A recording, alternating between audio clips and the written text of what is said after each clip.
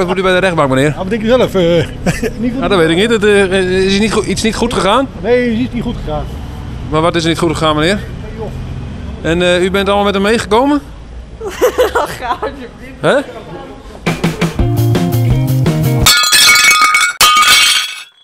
Nou, dat wie een man die kwam ik niet eens correct zien op stritten.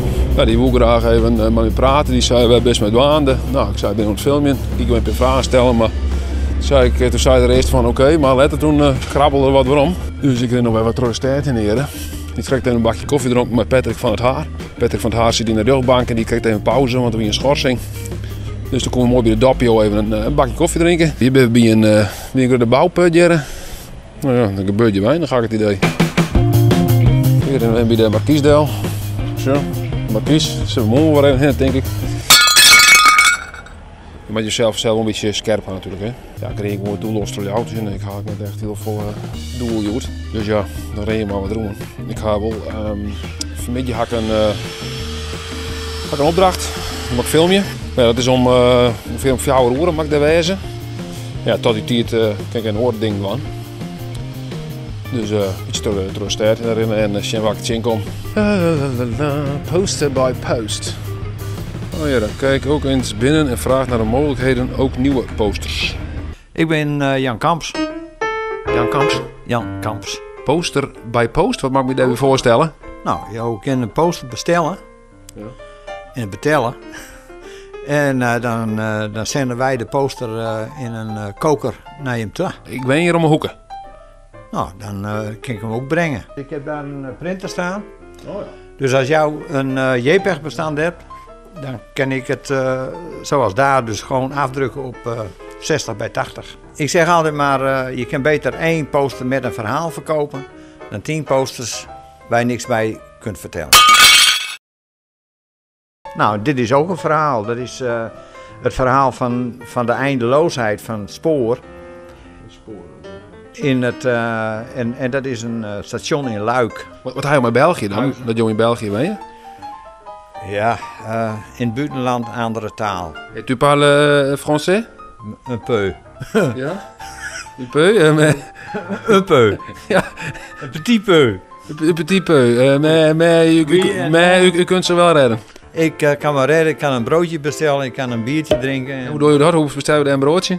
Nou, een pain. Je moet alles een keer beleven. Er zijn dingen die ik even net beleven hoor, maar goed. Ja, nou ja, goed. Het is aan jou om ja of nee te zeggen. Nou ja, in het gunstigste geval wel. Ja. Nou, dit was mijn gesprek met meneer Kamps, architect en muzikant. Ja. En ja. Joh ben ik nog... Ja, en posters, hè? En posters. En posters ook nog, van België bijvoorbeeld, Luik. Zullen we dit muzikaal Stegen. eindigen? Nou, graag zelfs. Ja, nou, oké. Want Jo bent een straatorkest. Nou ja, Jo bent zelf net... Nou, ik heb wel wat anders. Jo bent net een straatorkest, maar ik zal even mijn geluid nog Ik ben goed... onderdeel van een straat. Ik zal even mijn geluid nog goed gaan, dan hoor ze zo dat schande wezen, no? Ik zal even...